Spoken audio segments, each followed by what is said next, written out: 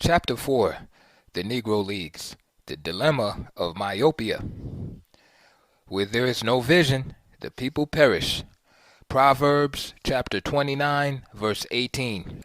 If the jockey syndrome evicted African American athletes from integrated major league sports, Negro leagues offered a home. As blacks were phased out of integrated sports through legislation, intimidation, and coercion, they relied on a sports world of their own. Ironically, the suffocating humiliation of colored only and white only was the best thing that happened to the still developing community of African Americans only a generation or two out of slavery. Segregation forced African Americans into a spirit of cooperation and nudged them toward a useful, if hazy, concept of unity predicated as much on survival as on true kinship. Segregation forced African Americans into a spirit of interdependence that celebrated the particle of existence that mainstream society attacked, their humanity. Pushed to the margins of society by de facto segregation and Jim Crow laws, scorned as outside others and left to their own devices, African Americans built a range of businesses, banks, salons, hotels, restaurants, and theaters. In 1904, Robert Mott's opened the Peking Theater on Chicago's South Side. Mott's theater grew out of black frustration with having to patronize white theaters through the back doors. Arthur Rube Foster's Negro League established a parallel world of baseball in the black community. Foster, known as the father of black baseball, was part of a Renaissance generation of African Americans in the 1920s who sought to redefine, celebrate, and make sense of the African American presence in the United States. Black poets wrote their poems, black singers sang their songs, black artists made their art. Foster used his baseball league as a canvas to express a new physical art form, which by the end of the century African American athletes would show off for the whole world. Foster founded his Negro National League, NNL, in 1920. This universe of black baseball was run by African Americans and was largely dependent on an African American fan base, though it appealed to a cross-section of fans who appreciated the fast-paced, daredevil, Africanized style of play that became the league's resonating, rousing signature. Foster knew baseball like no other man, black or white. He had been a star pitcher, an innovative manager, a stern but generally benevolent team owner, and now was the driving force behind a groundbreaking league. Historian John B. Hallway has called Foster one of the most impressive figures in baseball history. He describes him as a combination of Christy Mathewson, one of baseball's great pitchers, John McGraw, the great manager of the Yankees' first dynasty, Connie Mack, a founder of the American League, and Kennesaw Mountain Landis, Supreme Court Justice and baseball's first commissioner. Yet, Rube Foster has become a mere footnote in the epic story of sports integration in which Jackie Robinson is a central character. In some ways, however, Foster is an even more significant figure than Robinson. Foster used black resources to build a baseball league that nurtured talents like Robinson, while establishing an economically viable alternative to Major League Baseball. Robinson became a symbol of the process of integration, a process that ultimately enriched white institutions while weakening and, in many cases, destroying black institutions. White America determined the pattern of integration. The white power structure chose blacks who made whites feel comfortable, who more or less accepted the vagaries of racism. This was the Jackie Robinson model of how an integration-worthy African American behaved, taking abuse, turning the other cheek, tying oneself in knots, holding one's tongue, never showing anger, waiting for racist sensibilities to smolder and die out, if your spirit didn't die first. This model was hardly progress for black athletes. It was, in fact, a reversal of the paradigm for black involvement in sports that Foster and others had created out of a hard necessity.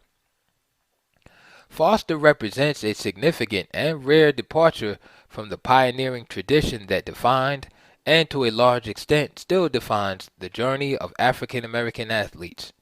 The history of the black athlete is often presented as a history of pioneering. Tom Molyneux went from slavery in Virginia to boxing celebrity in England. Moses Fleetwood Walker became the first African American to play Major League Baseball. Isaac Murphy glamorized the stature of the jockey in thoroughbred horse racing. Jack Johnson became the first African American heavyweight champion. Jackie Robinson desegregated Major League Baseball. Althea Gibson became the first African American to win a major tennis tournament. Tiger Woods won the Masters golf tournament. Foster was also a pioneer, but not in the same way. His innovation wasn't being the first black in a white-defined institution. He was a man of clear, resolute, and uncompromising vision.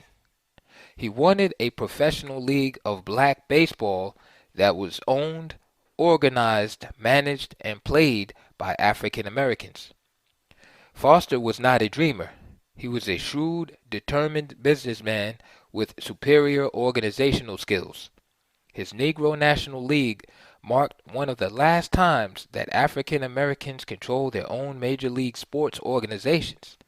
His Negro National League also offered a glimpse of what an African American community could achieve by effectively nationalizing its athletic gold. The lasting genius of Foster's legacy is that he was able to organize African Americans to unite and move them as a group toward a collective goal. Foster's vision extended beyond forming a league for the sake of simply playing baseball. He wanted to unite those who seemingly could not be united. Foster was trying to prove that this could be done, but it would take a super effort to solve the perplexing question of why Negroes appear to unite with anybody and everybody but will not unite with themselves. As early as 1906, Foster saw the need to organize black baseball. In the seminal days of the labor movement in the United States, he saw ball players, black and white, as a specialized labor force. He knew that integration with Major League Baseball was inevitable. When integration came, Foster wanted the Negro League he envisioned to have a monopoly on the commodity that Major League Baseball would desperately need: black ball players. His league, with players coming from all sections of the country, rural and urban, would have a corner on the market. He wanted his league to be so competitive, so well ran, that when the national pastime was integrated, the NNL would be in a position to dictate rather than be dictated to. His theory was that the league's strongest teams would be absorbed intact, not picked apart like a carcass by so many buzzards. Foster realized that the black-owned monopoly on black muscle he envisioned could not be accomplished using the working model of the day for black teams: barnstorming. This method lacked focus and was subject to the control of white booking agents. In barnstorming, teams scoured the countryside, playing hit-or-miss exhibitions against woefully inconsistent competition, from local neighborhood teams to white major leaguers looking to make some extra money on the side. Foster grew up in this barnstorming tradition. He was born in Calvert, Texas in 1879, a year after fellow Texan Jack Johnson, the first black heavyweight champion. Foster's father was a Methodist preacher, and like many African Americans, the elder Foster saw participation in sports as a sinful indulgence. At the time, the attitude of many earnest, hard-working African Americans toward sports was that it led to nothing constructive, and that, as an enterprise, played for the pleasure of white people. It was degrading to blacks. Yet, by the time he was 13, the younger Foster was a train-hopping baseball vagabond. His mother died in 1899. When his father remarried and moved, baseball became a sanctuary and an obsession for Foster. Like Johnson, Foster lived the rough and tumble life. He became the baseball equivalent of the itinerant bluesman, a teenage troubadour who traversed the country, hopping trains, catching freights to this game or that.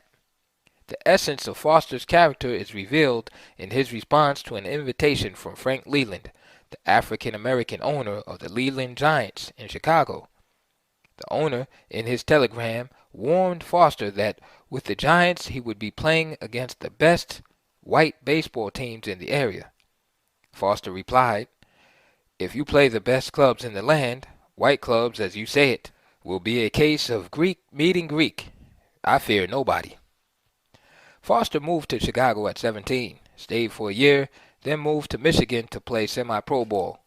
By 1902, he found his way east, where black baseball was thriving. He pitched for the Cuban ex-Giants in New York City, and even though baseball was rigidly segregated, John McGraw, manager of the Giants, asked Foster to tutor Christy Mathewson, his young right-hander. In 1903, Foster went to Philadelphia and played with the Philadelphia Giants, where the first baseman was none other than Jack Johnson. In 1906, after a dispute over pay with the team and after seeing players undervalued and disrespected by booking agents, Foster left Philadelphia and vowed that he would no longer accept racial abuse or meager salaries from men who booked the games.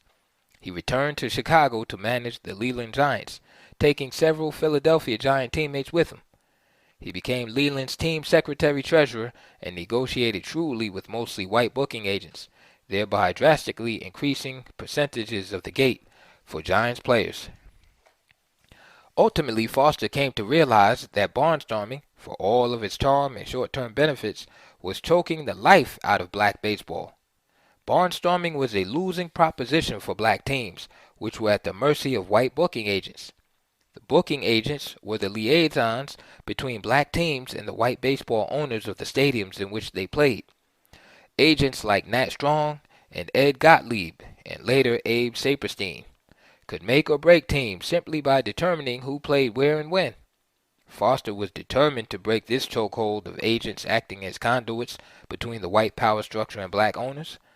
Foster realized that if total self-sufficiency was ever to be achieved, black teams had to reduce their dependence on booking agents. The only way to purge baseball of the network of powerful white booking agents who determined where teams played and which teams received the more lucrative dates was to form a league. The only way to do that was to organize. Writing for the Indianapolis Freeman in 1906, Foster wrote of black baseball, "Organization is its only hope. With the proper organization, patterned after the men who have made baseball a success, we will, in 3 years, be rated as other leagues are rated. We have the players, and it could not be a failure, as the same territory is traveled now by all clubs, with no organization or money. It would give us a rating and standing in the daily papers, which would create an interest, and we could then let the best clubs in our organization play for the World's Championship with other clubs of their leagues." Foster ended by saying, "It would be a crime for the Negro, who has such an abundance of talent at such a progressive age, to sit idly by and see his race forever doomed to America's greatest and foremost sport." If the Negro National League was going to corner the market, blacks would have to seize control of their resource, black players.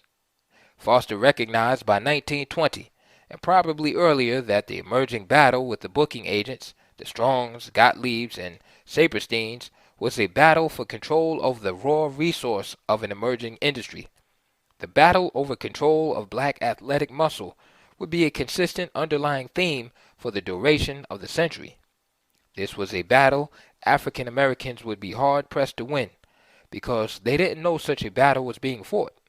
Indeed, the African American community, and this would be its imprimatur during the next several decades, willingly turned black muscle over to whites, initially in the name of integration, ultimately for one of a dollar. As word spread about Foster's plan to organize a black baseball league, there were attempts by the white-run Eastern League of Colored Baseball to buy Foster out. Nat Strong, the white founder of the Eastern League and one of the earliest and most powerful booking agents, offered to provide Foster the president of the Chicago American Giants, with a team of his own and the opportunity to play in a $100,000 stadium if he cast his lot with the Eastern League of Colored Baseball. Saul White, a player, manager, and chronicler of early black baseball, wrote of Strong that there is not a man in the country who has made as much money from colored ball playing as Nat Strong, and yet he is the least interested in its welfare.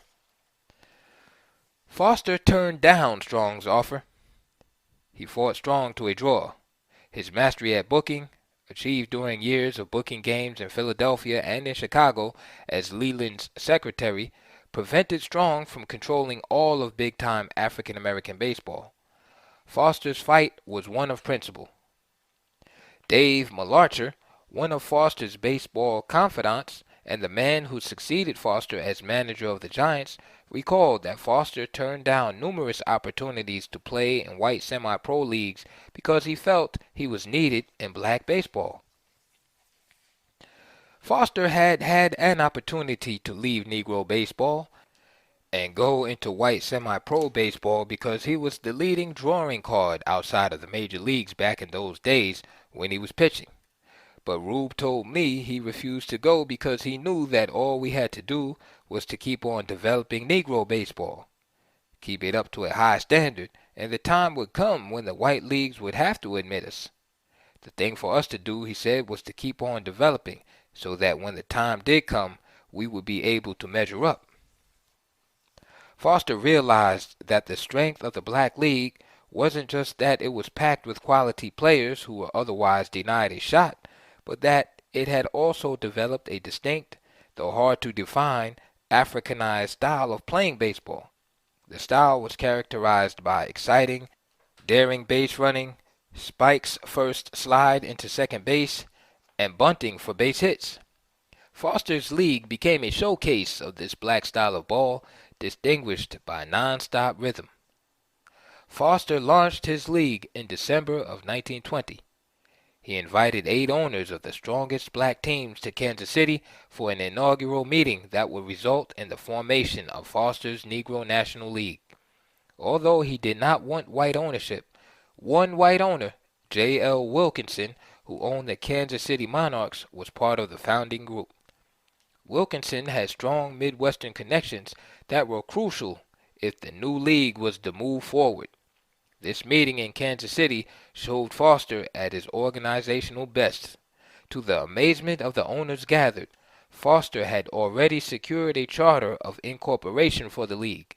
The group of owners agreed that each team would have its own stadium to nullify dependence on the whims of major league owners and booking agents who served their interests.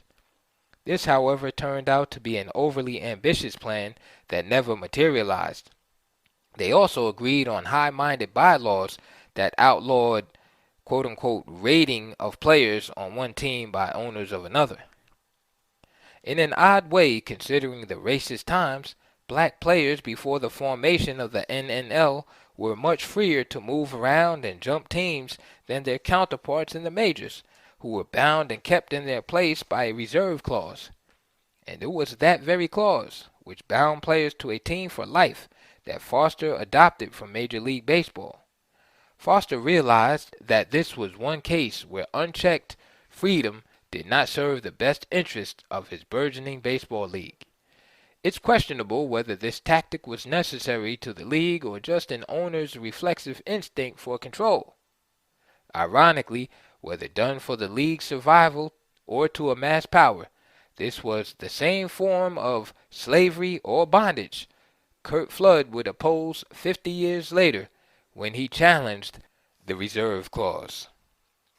Whether because of the racial river they followed or Foster's personal habits, he did not smoke, drink, or carouse, the owners added a morals clause in the charter that levied fines for ungentlemanly conduct on or off the field. Later, Foster would kick one of his star players off the team for breaking curfew. The new black league showcased the unique style of black baseball in the context of an organized league. Each city had a team to cheer, stats to identify with, and a pennant race to follow.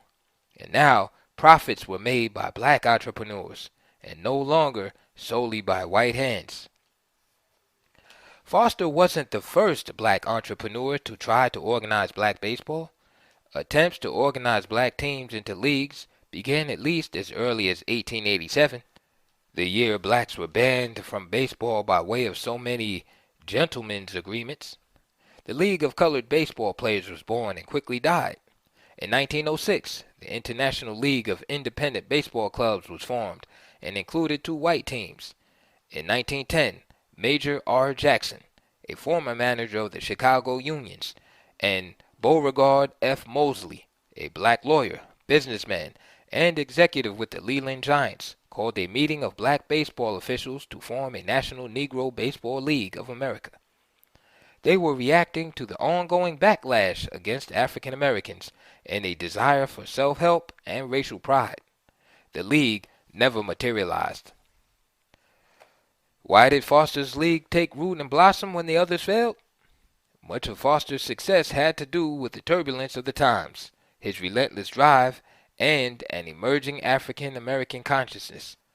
America had witnessed steadily mounting violent white backlash against aggressive black demands for first-class citizenship. The demand for civil rights was escalated by the talk of democracy that led up to World War I. By the end of 1919, the Ku Klux Klan had become a virulent force in the United States and set the tone for a climate of violence and intimidation against blacks, Japanese, Roman Catholics, Jews, and all foreign-born persons.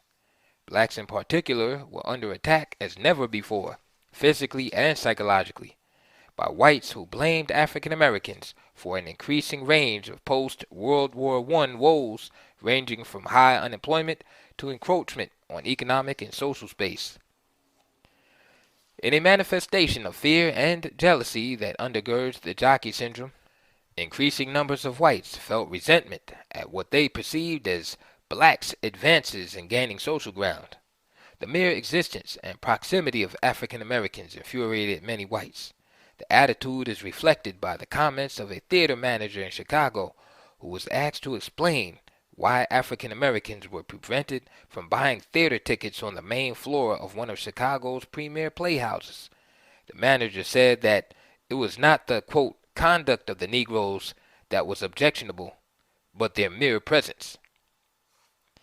This attitude explained the subtle discrimination behind the new black ghettos in the North, as well as the ironclad segregation of the South. A succession of riots beginning in the first decade of the 1900s saw outbreaks of white mob violence and terrorism as a means of keeping blacks in their place and out of economic and social competition with whites.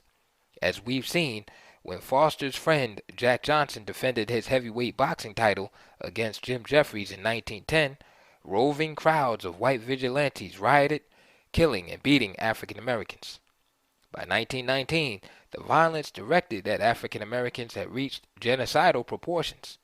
Indeed, it was the bloodiest year of racial violence the United States had seen since emancipation. The harmony, sacrifice, and national unity that marked the previous war years dissolved into bitter disillusionment amid tight competition between blacks and whites for resources in the North, and into the resumption of Jim Crow's violent reign in the South. Black soldiers coming back from the war with higher expectations of better treatment were met instead by redoubled efforts to relegate blacks to pre-war status on the bottom rung of society's ladder. Lynch mobs murdered 78 African Americans in 1919. Black soldiers returning from duty were not exempt.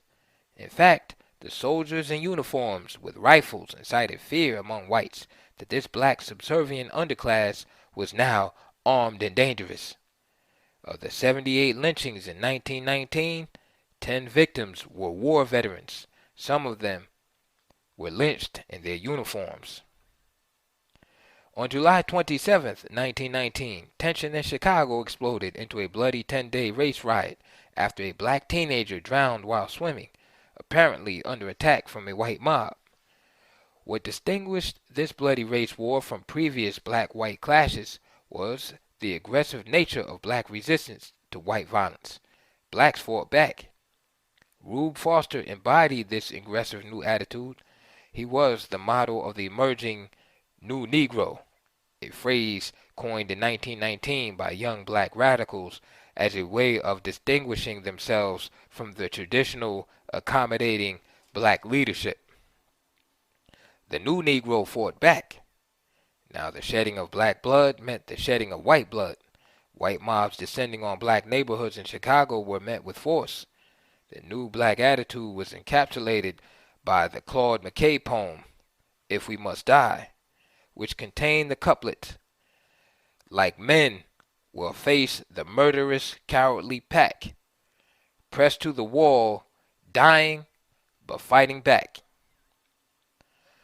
Foster's Negro National League created a universe in which the black presence was accepted, nurtured, and celebrated. The league became a base of power for African Americans in the rapidly growing industry of baseball.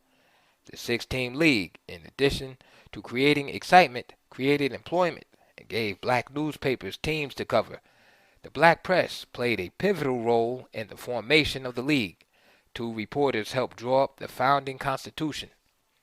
The black press supported the league by giving teams coverage, writing up accounts of home games, and profiling the league's star players. If Rube Foster was the Negro National League's greatest strength, he was also its weakness. Foster attended to every single detail of the league he created. As manager, he ordered team uniforms and he bought equipment. In the dugout for his team, the Chicago American Giants, Foster called nearly every pitch and orchestrated every key play. As commissioner, he settled disputes, including those involving his own Chicago Giants, often in favor of the other team. Foster sent his own players to weaker teams in order to maintain competitive balance in the league. He earned a substantial amount of money. He took a percentage of the gross of each gate, but he poured much of his own money into shaky franchises and guaranteed hotel bills for teams stranded on the road. Foster was the benevolent dictator of his league. Though he was criticized for his domineering, heavy-handed management style, even his harshest critics conceded that without his unique ways, black baseball would have remained in the wild, risky barnstorming wilderness. When he threatened to leave in the face of mounting criticism in 1926, Foster was given an overwhelming vote of confidence by owners. His unyielding dream, though, was to see the elimination of racial barriers that blocked the entry of blacks into Major League Baseball. Foster's vision was to see entire black franchises admitted, as well as individual players. In 1926, Foster met with Ben Johnson, the American League president, and John McGraw, the league manager of the New York Yankees, to discuss plans for his American Giants to play big league teams that visited Chicago on their off days. Commissioner Kennesaw Landis apparently killed the idea and dealt, quote, a crushing blow to Foster's already fragile psychological condition. Years later, Foster's son speculated that the emotional straw that really broke his father's spirit was not so much the pressure of keeping teams of African Americans together and fending off attacks from booking agents. What broke his spirit was that meeting with McGraw and Johnson. His son suspected that during the meeting Foster had proposed some form of merger between his Negro League and Major League Baseball, and that McGraw apparently told Foster that the time was not right for an African American presence in Major League Baseball. The realization that his league would remain indefinitely estranged may have broken Foster's will. The world of black baseball would never become joined with the larger world of white baseball. Foster feared that white ball would take what it needed, then crush black ball to pieces and watch it die. By December of 1926, the pressure of holding together the fragile world of black baseball had cracked Rube Foster's battle-hardened armor. 6 stress-filled years of being the heart, soul, and uncompromising guiding light of Negro League baseball had become too much for Foster to bear. He conceded as much in an article for the Chicago Defender when he wrote, quote, "Oft times I have felt that the task was hopeless. I felt ready to give up. The strain placed upon me has proved great, almost beyond endurance." There were signs of instability as early as 1924 when friends told Foster to take a break. He took a vacation, but there was no relief. There was no distinction for Foster between baseball and his life. The two were intertwined. Then, 13 days before Christmas, 1926, Foster broke down. George Sweat, the Giants' veteran outfielder, heard a loud commotion coming from Foster's downstairs apartment. He had heard Sarah Foster, Rube's wife, shout, "Oh no, don't do that." Sweat ran downstairs and knocked on the door. Sarah, flustered and panic-stricken, said, quote, "There's something wrong with Rube. He's just going crazy down there. I'm going to have to call the law." Sarah called the Chicago police to the Foster's apartment building on Michigan Avenue. Several officers were needed to subdue the 6'2", 240-pound Foster. After a violent struggle, the legendary pitcher, manager, and founder was put in a police wagon and taken away. After a week-long diagnosis, Foster was declared mentally incompetent and committed to the state asylum at Kankakee, Illinois. His friends came to visit him, but when there came an opportunity for his release, his wife refused to sign him out. He remained committed until his death on December 12, 1930, at the age of 51.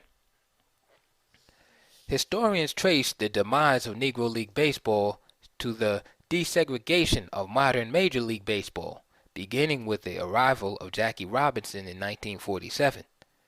But the demise of black baseball began that December afternoon in Chicago, 21 years earlier, when Rube Foster suffered a nervous breakdown. Without Foster to push every button, plug every hole, whip and intimidate, the Negro National League floundered and finally died in 1932. The remaining owners lacked Foster's vision, drive, and commitment to black baseball, as well as his business instincts, his tenacity, and his presence. Foster's death created a vacuum in vision and leadership within black baseball that would never be filled as fully and as completely as he had filled it. Other people in other sports have tried. Bob Douglas formed the Harlem Wrens, the first full-salaried professional African-American basketball team in 1923. Douglas's Wrens were a model of organization. The Wrens competed against white professional teams and even won the first World Professional Basketball Championship in 1939. The Wrens became the first black-owned team to join the National Basketball League in 1948, but they were not asked to join the National Basketball Association. Without a strong league in which to sustain itself, a black base of power, the Wrens could not contend with an ocean of prejudice and dissolved in 1949.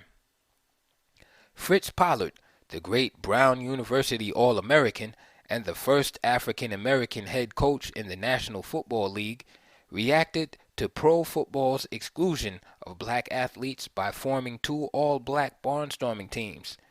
Without the sustaining force of an African-American league, however, Pollard's two teams and other semi-pro teams died.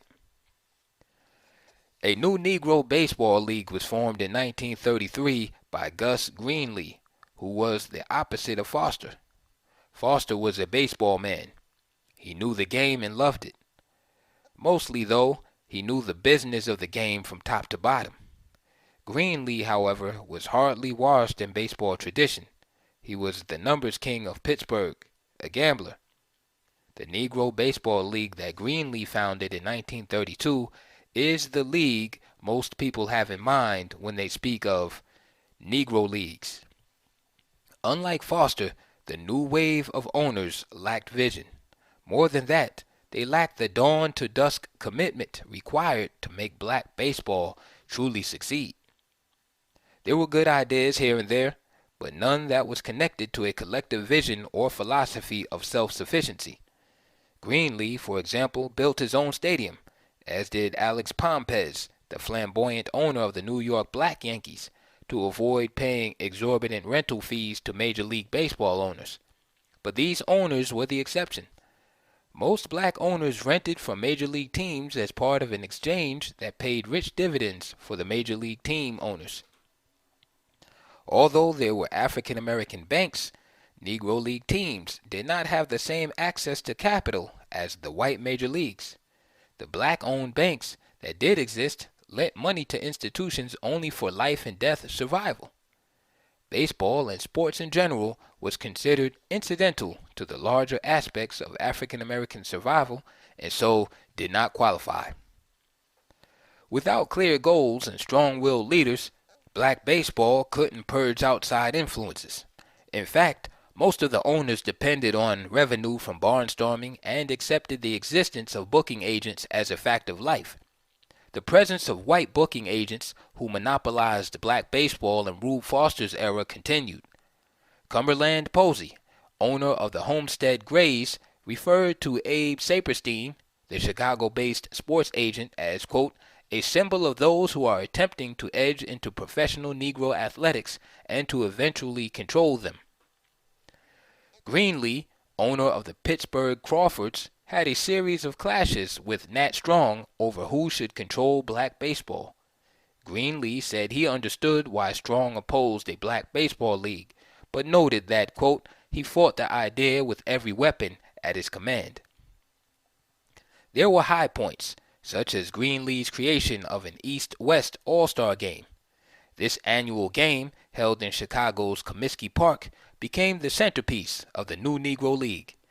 The East-West game became the black social event of the summer. But the All-Star Game could not protect Negro League baseball from the coming invasion. Not that black owners even saw an invasion coming. Integration, inside and outside of sports, was seen, or at least sold, by so-called black leaders as the panacea.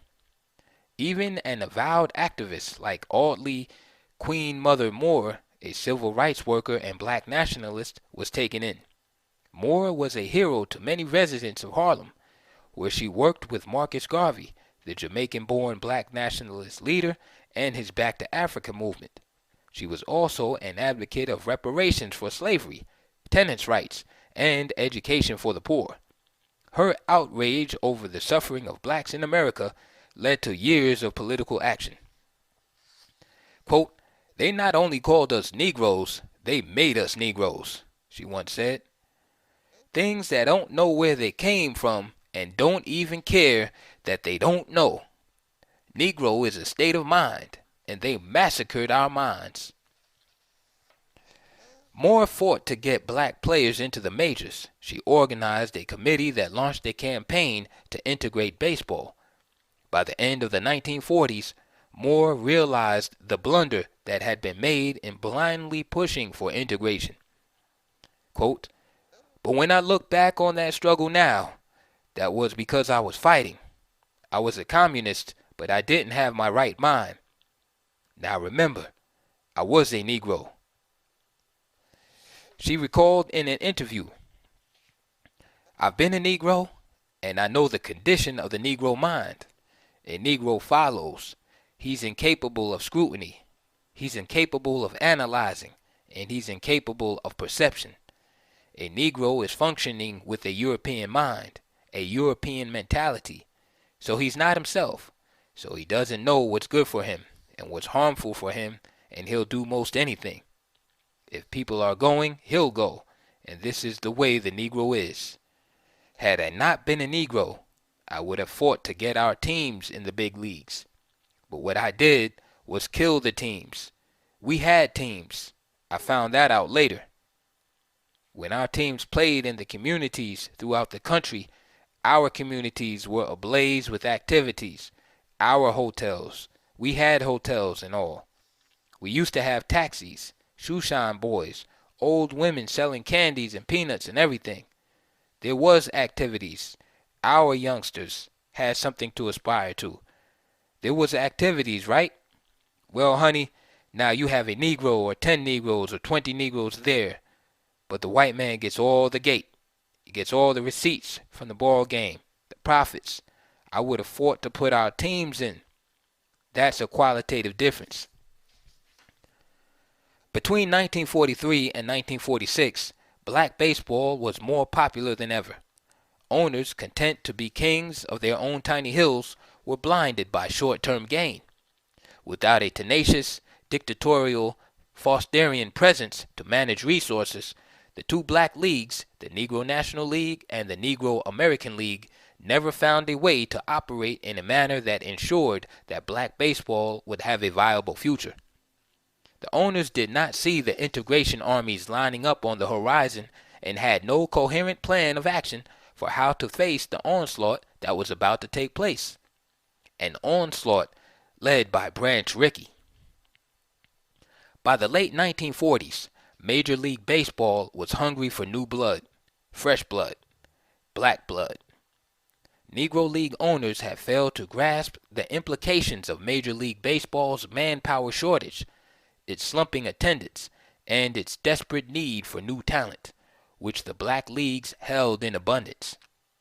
In the lore and legend of baseball integration, Rickey, like Robinson, has become a legend of mythic proportions. There are all manner of stories about Rickey, schools of thought about who he was, and debate about whether his motives were social or economic. The reality is that Rickey was a baseball man. He was also a shark. The Brooklyn Dodgers board of directors quietly authorized Rickey to go after the most lucrative pool of untapped talent, the Negro Leagues. Rickey knew that players, black, white, and brown, were the lifeblood of any league, of any team. As the United States braced for World War II and major league owners fretted over how they would keep players, Rickey began recruiting players from Cuba. Rickey was fair, and Rickey was a barracuda, but he was a barracuda first. Rickey exploited a psychological soft spot within the African American community, the desire to, quote-unquote, measure up. That made the invasion go infinitely smoother. In his years of scouting Negro League teams, he became intimately familiar with the athletic ability of black players, and with something far more essential, he became familiar with the sense of longing, the burden of proof that haunted many of them. Rickey understood how desperately black players wanted to play in the major leagues, and more significantly, how desperately the national black community, with a hunger for access to the mainstream, wanted black players to play and succeed in the white man's game. Indeed, this element of black life, this hunger to succeed, was the commodity Rickey was after when he campaigned to integrate Major League Baseball at the behest of the Dodgers directors. Major League Baseball, with Rickey as its point man, masterfully used the black community's civil rights fervor to keep owners from aggressively standing in the way of integration. Rickey exploited the integrationalist leanings of the black community to crush opposition. When J. L. Wilkinson, the white owner of the Kansas City Monarchs, resisted, Rickey effectively shouted him down. Rickey said Wilkinson was not Frederick Douglass. Rickey and Wilkinson exchanged charges and countercharges of carpetbagging. A tug-of-war ensued over using black muscle for white gain. Black baseball owners could not agree on a strategy. The owners were torn between wanting integration and wanting to remain a viable business. These latter-day owners of Negro League Baseball mistakenly felt that they would be involved in a profitable way with the quote-unquote integration process. Some felt that their teams might be purchased and incorporated into the Major League Baseball minor league system. That was not part of the plan, however. The treatment of the Negro Leagues was brutal and disrespectful. The Negro Leagues were invaded for talent, much as Africa was invaded for human labor. In each case, invading forces received inside helped to facilitate the trade. Negro League Baseball became the first supplier of black players to Major League Baseball, as Rube Foster had anticipated. How baseball went about acquiring black players was not what Foster had in mind. Some owners eagerly sold players.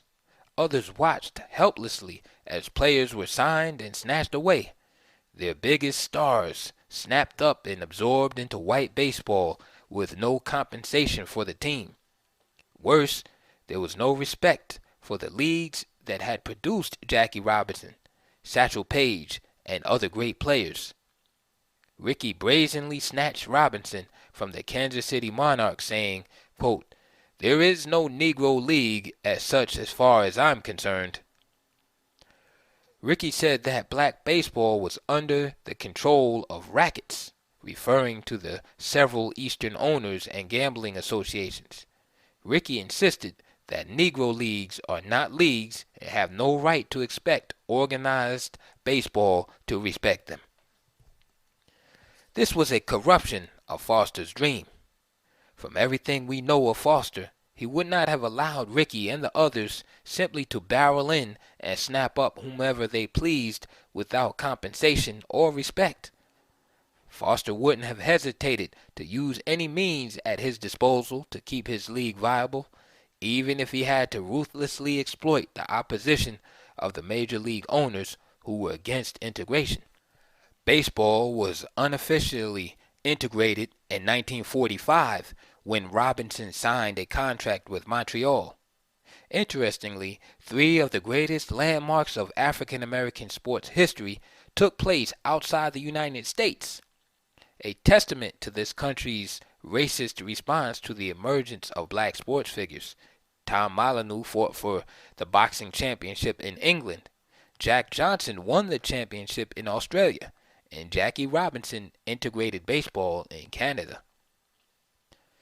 In 1947, Robinson's contract was purchased by the Dodgers. Just 1 year later, in 1948, the black leagues were in shambles. Many of the Negro League owners, so engrossed in the period of prosperity, never saw what hit them until it was too late. Effa Manley, the co-owner of the Newark Eagles, said, quote, "Our trouble started after Jackie Robinson joined the Dodgers." Manley, who was white but often passed for a fair-skinned African American, said, quote, "Black fans are stupid and gullible in believing that Rickey has any interest in Negro players other than the clicking of his turnstiles." But Manley was the naive one in another sense. This normally shrewd woman thought that integration would help black leagues. In 1946, she said, "If our men made good in the majors, fans all over the country would want to see the teams that they came from. Just as Joe Louis made other Negro fighters popular, so would Negro big league stars increase interest in other Negro League players." Manley also felt that if the Negro Leagues disappeared, the flow of black players into the major leagues would disappear. She did not conceive of Major League Baseball teams developing black players in their own minor league system, because so many of the minor league teams were located in the South. Manley was wrong.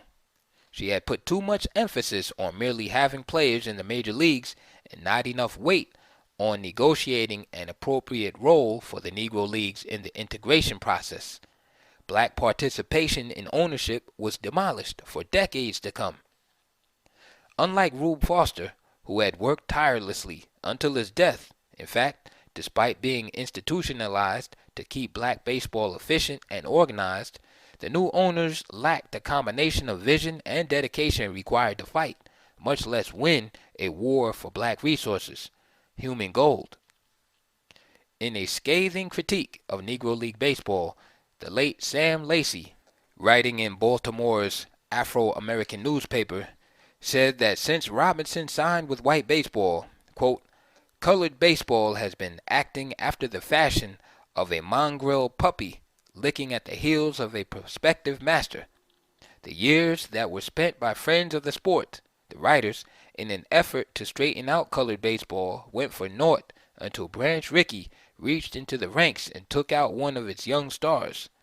When that happened, but not until then, colored baseball operators began to see the implications.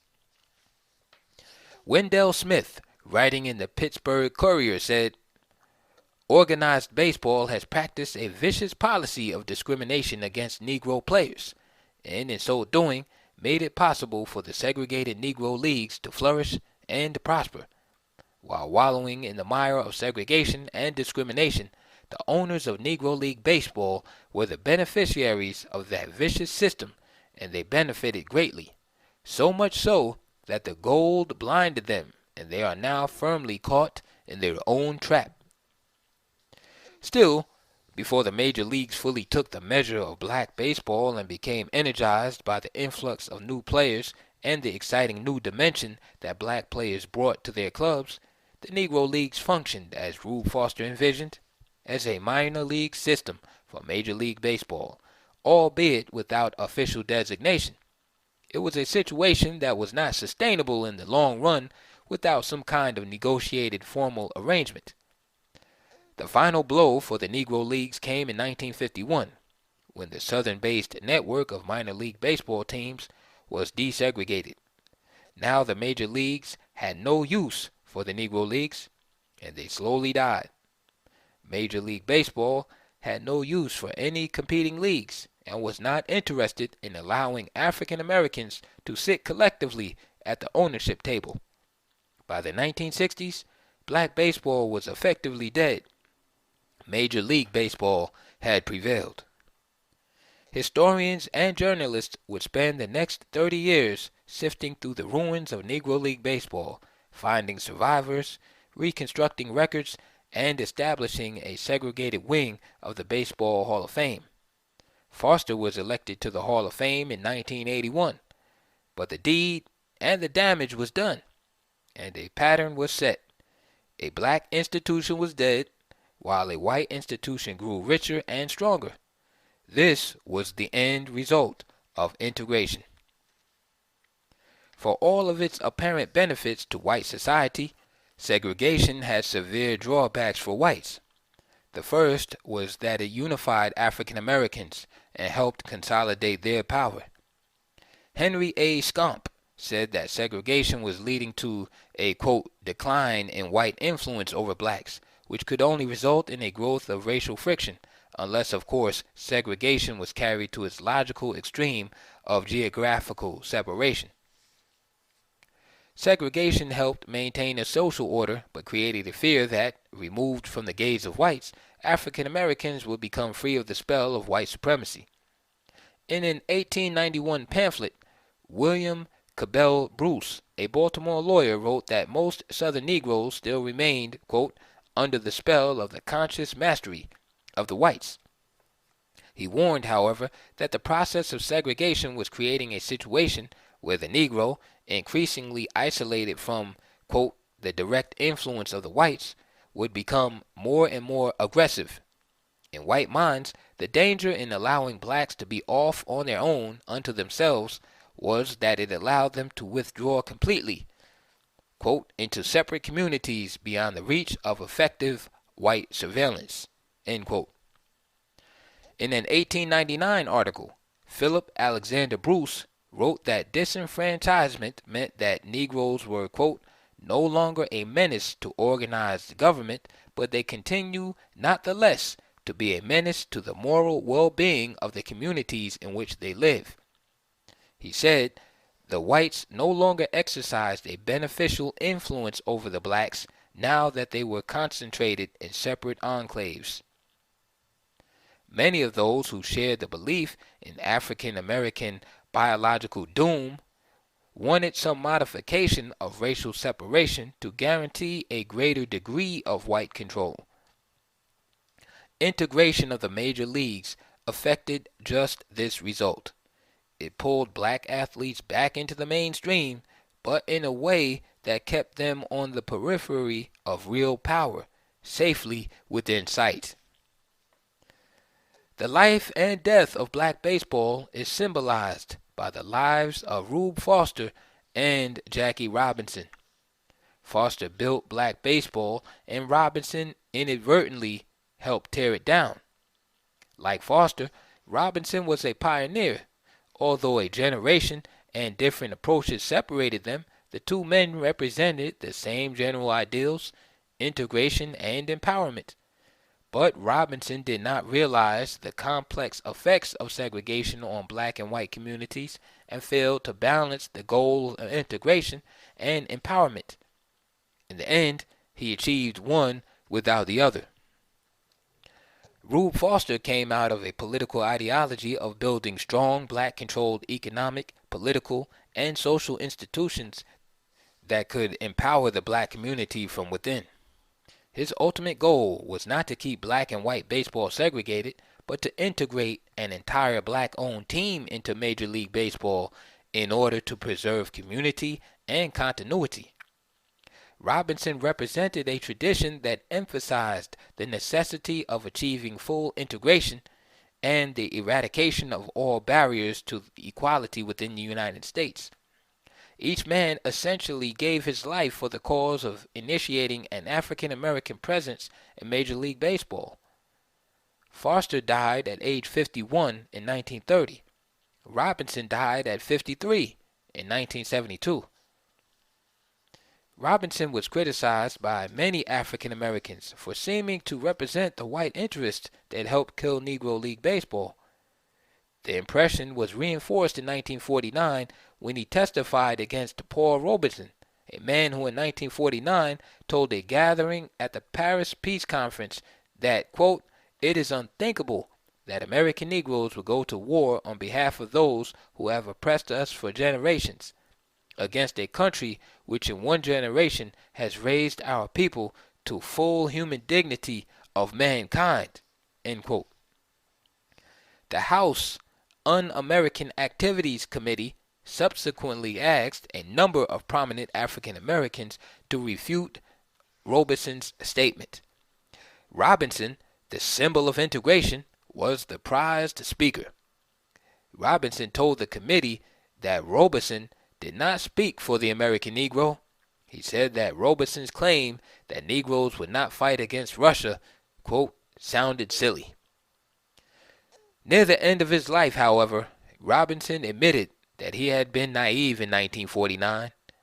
In his 1972 autobiography, he wrote, "In those days, I had much more faith in the ultimate justice of the American white man than I have today.